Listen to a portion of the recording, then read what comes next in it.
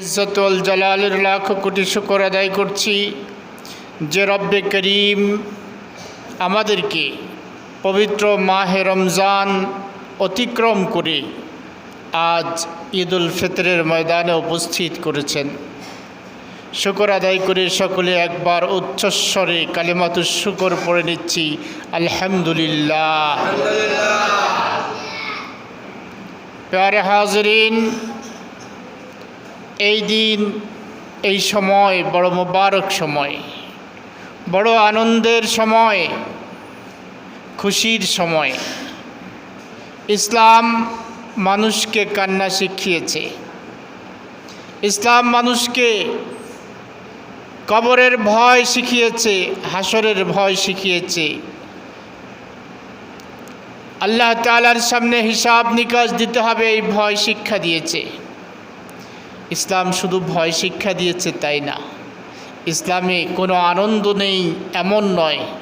আল্লাহ রসুল বলেছেন, ইন্না লিকুল্লি কওমিন ঈদুন, অন্যান্য কওমের মধ্যে যেরকম ঈদ আছে, আনন্দের কিছু বিষয় আছে, আনন্দের কিছু অনুষ্ঠান আছে, আল্লাহ তাআলা আমার ইসলামের মধ্যেও আনন্দের কিছু ব্যবস্থা করে রেখেছেন। শুকর আদায় করে বলবো আলহামদুলিল্লাহ। আনন্দের ব্যবস্থা হচ্ছে এই ঈদ। ওয়াহাদা ঈদুনা, 30 দিন 29 দিন 1 মাস রোজা সিয়াম সাধনা করার পরে এই শেষ দিনটা রমজানের সমাপ্তির পর আজকে ফিতরের দিন। হাদা ঈদুনা, এটা হচ্ছে আমাদের ঈদ, এটা হচ্ছে আমাদের খুশির দিন, এটা খুশির দিন। এই দিনে যদি কেউ না খেয়ে থাকে, আল্লাহ খুশি হবেন না বেজার হবেন? বেজার হবেন। এই দিনে আল্লাহ তাআলা রোজাকে হারাম করে দিয়েছেন। কেউ না খেয়ে থাকতে পারবে না। রোজা হারাম করার অর্থ কি? কেউ না খেয়ে থাকতে পারবে না। লা তাসুমু ফি হাযিহিল আইয়াম, আল্লাহ রসুল বলেন এই ঈদের দিনগুলোতে তোমরা রোজা রেখো না, এদিন শুধু খাবে।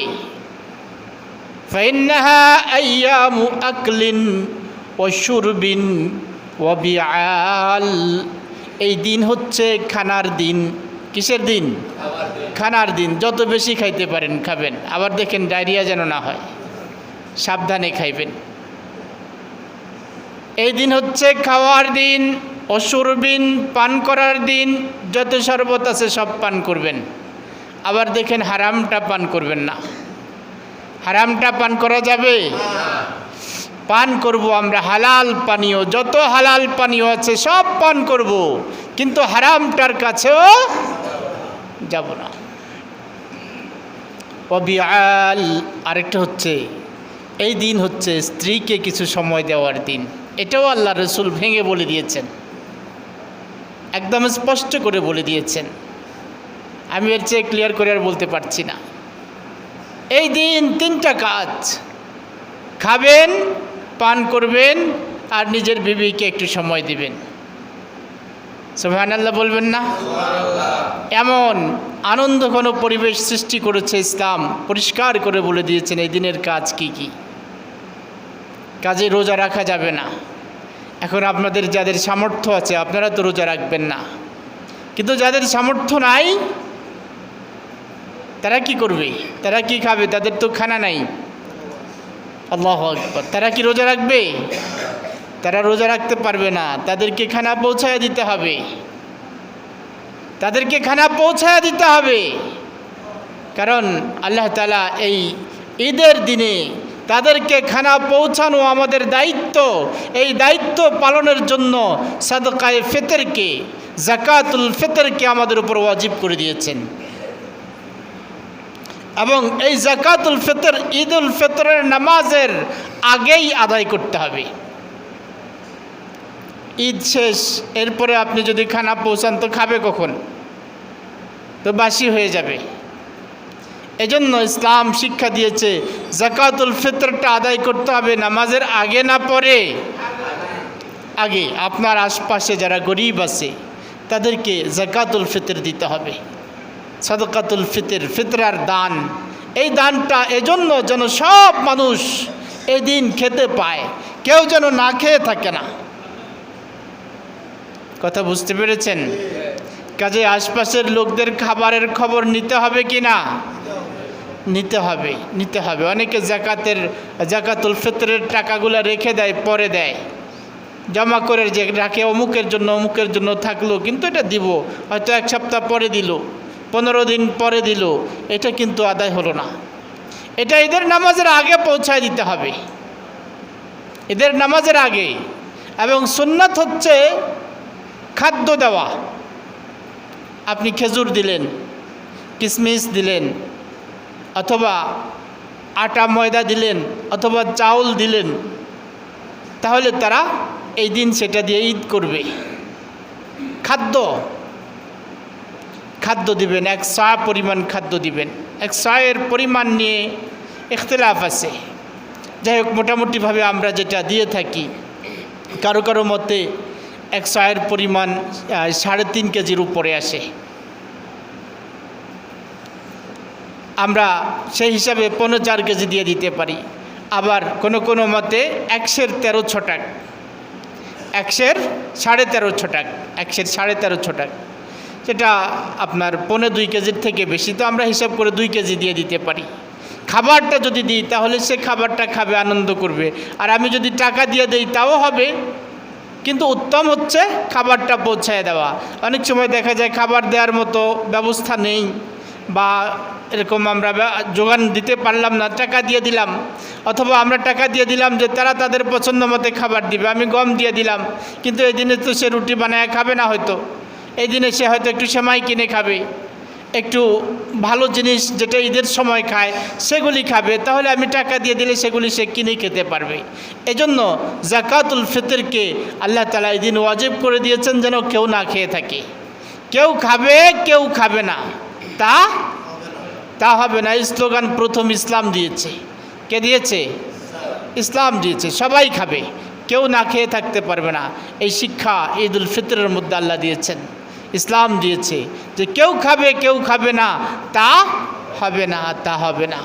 কেউ খাবে, কেউ খাবে না এটা নয়। ইসলাম চায় সবাই খাবে, সবাই খেয়ে পড়ে নিরাপদে সুন্দরভাবে জীবন যাপন করবে। এটা ইসলামের শিক্ষা। একজনের অঢেল আছে, আমি আমার সেই অঢেল সম্পদ থেকে কিছু অংশ যদি গরিবকে না দেই, তাহলে গরিব না খেয়ে থাকবে, অথচ আমার কাছে সম্পদ অপচয় হচ্ছে। এটা ইসলাম শিক্ষা দেয়নি। ইসলাম শিক্ষা দিয়েছে যে আমি যেমন আমার অঢেল সম্পদ আছে সেখান থেকে খেতে পারবো, আর আমার এই সম্পদের মধ্যে হক রয়ে গেছে মিসকিন, দরিদ্র, অসহায় মানুষের, এতিমের হক রয়েছে, বিধবার হক রয়েছে, মুসাফিরের হক রয়েছে। আল্লাহ তাআলা ইরশাদ করছেন, অফি আমওয়ালিহিম হাক্কুল লিসাইলি ওয়াল মাহরুম। যাদের সম্পদ আছে তাদের সম্পদ থেকে একটা অংশ মাহরুমদেরকে, বঞ্চিতদেরকে দিয়ে দেওয়া, ভিক্ষুককে দিয়ে দেওয়া, এটা হক, এটা তাদের পাওনা, এটা তাদের পাওনা, তাদেরকে দিয়ে দিতে হবে। এটা ইসলাম শিক্ষা দিয়েছে। পৃথিবীতে কমিউনিজম এসেছে একটা স্লোগান নিয়ে, সেটা হচ্ছে কেউ খাবে, কেউ খাবে না, তা হবে না। আর এই স্লোগান বাস্তবায়ন করতে গিয়ে তারা কি করেছে?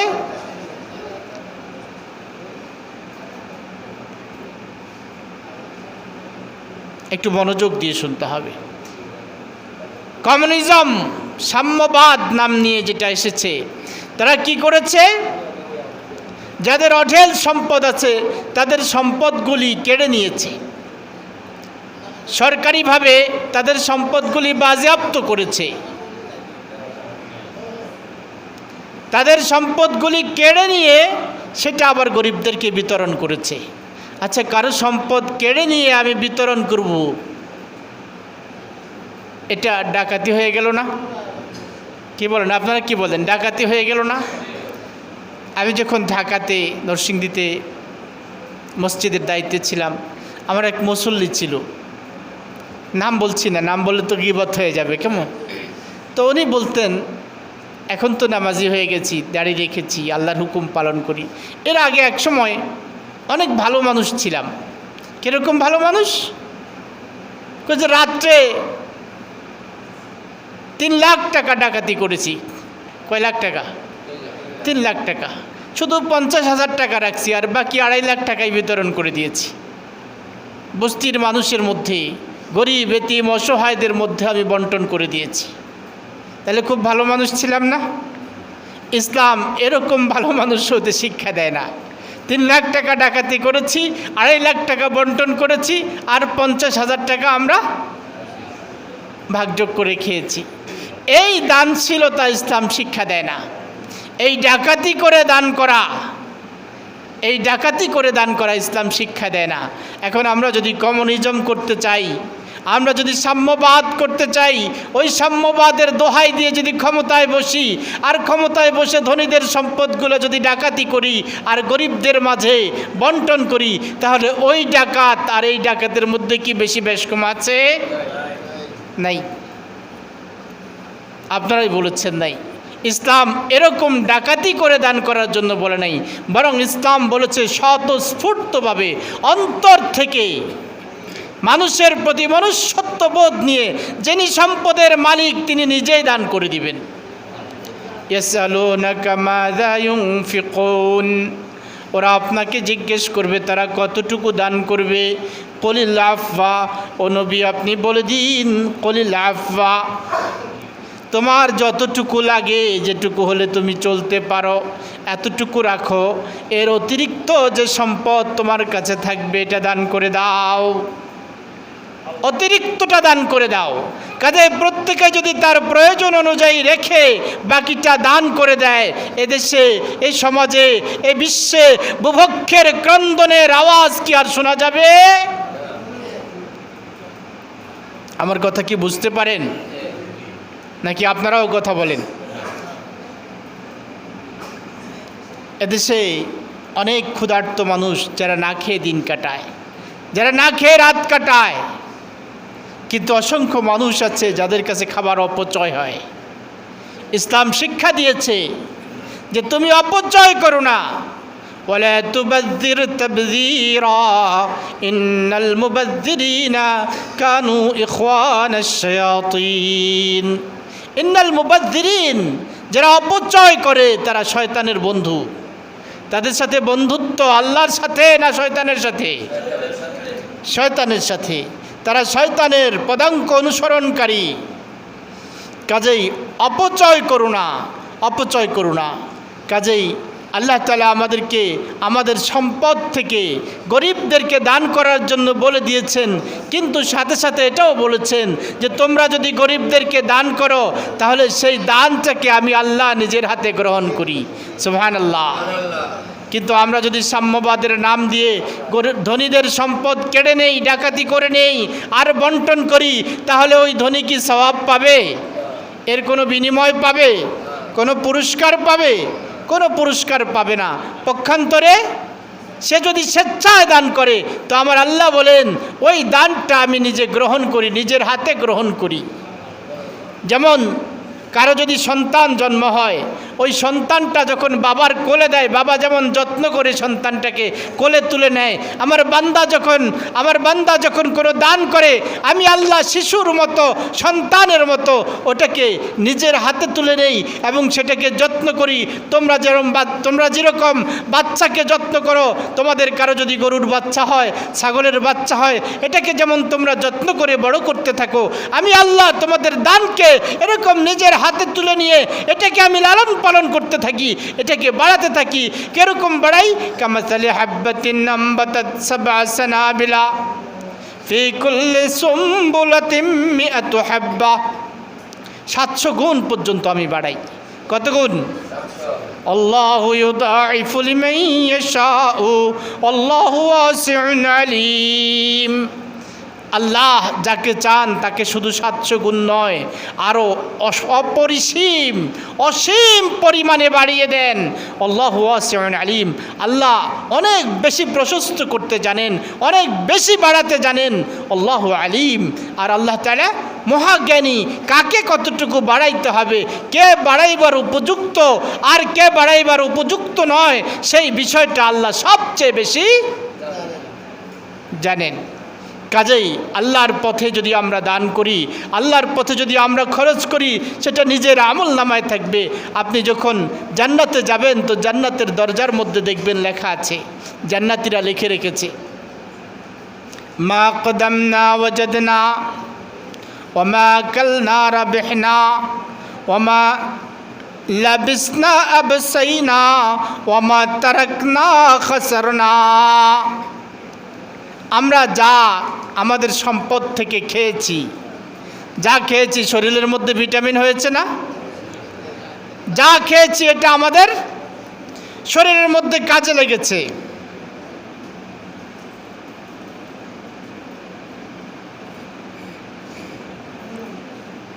জি, সে বিষয়ে কথা হচ্ছে।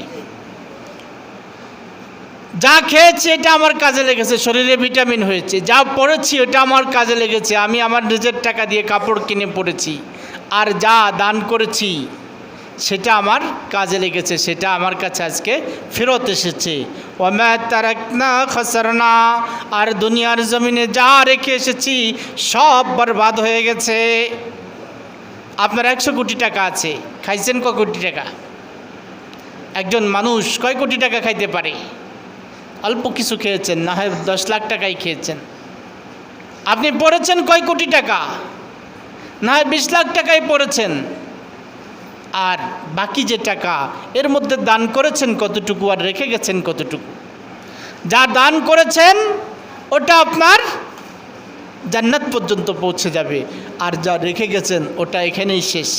ওমা তারাকনা খাসারনা, যা রেখে গেছি সব বরবাদ হয়ে গেছে, যা রেখে গেছি সব শেষ। কাজেই আমরা আমাদের সম্পদ থেকে 3টা কাজ, একটা হচ্ছে খাবো, আরেকটা হচ্ছে পরবো, আরেকটা হচ্ছে দান করব। আর 4 নম্বর হচ্ছে রেখে যাওয়া। রেখে যাওয়াটা আমার কোনো কাজে আসবে না, রেখে যাওয়াটা আমার কোনো কাজে আসবে না। হ্যাঁ, আমার সন্তান যেন মিসকিন হয়ে যাবে এত গরিব করে তাদেরকে রাখতে নিষেধ করা হয়েছে, তারা ভিক্ষা করবে এমন যেন না হয়, এজন্য তাদের জন্য পরিমাণ মতো রেখে যাওয়া যাবে। কিন্তু অঢেল সম্পদ রেখে গেলাম, তারা ঘরে বসে বসে মদ খাইলো, তারা বসে বসে জুয়া খেললো, তারা সম্পদ নষ্ট করবে, আল্লাহকে ভুলে যাবে, এরকম অঢেল সম্পদ রেখে গেলাম। আর এই সম্পদ দিয়ে তারা যত পাপ করলো, ওই পাপের বদগুলি, ওই পাপের গুণাগুলি আমার আমল নামায় পৌঁছে যাবে। কথা বুঝতে পেরেছেন তো? কাজেই আমরা আমাদের সম্পদকে কাজে লাগানোর সবচেয়ে বড় উপায় হচ্ছে খাওয়া, পড়া এবং দান করা। কাজ কয়টা? 3টা। খাবো, পড়বো আর দান করব। সবচেয়ে বেশি কাজে লাগবে ওটা যেটা আমি দান করে গেলাম। আল্লাহ আমাদের সবাইকে বেশি পরিমাণে দান করা তৌফিক দান করুক।